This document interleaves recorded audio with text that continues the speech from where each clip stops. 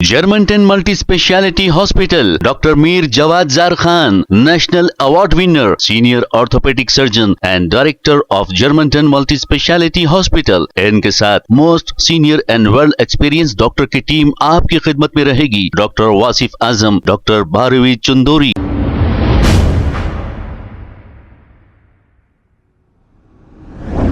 अस्सलाम वालेकुम नाजरीन, 7H न्यूज सच को रखे आपके आगे। तालाब कट्टा भवानी नगर की रहने वाली एक खातून, इस खातून का नाम आयशा सिद्दीका बताया जा रहा है। ये 22 अप्रैल शाम 5 बजे से लापता है और इनकी गुमशुदगी की शिकायत भवानी नगर पुलिस स्टेशन में दर्ज कराई है और यहाँ पर FIR भी कराया गया है। जिस किसी को भी ये खातून नजर आए, भवानी नगर पुलिस स्टेशन को इसकी इत्तला दे और इस नंबर पर कॉल करें 9951317131।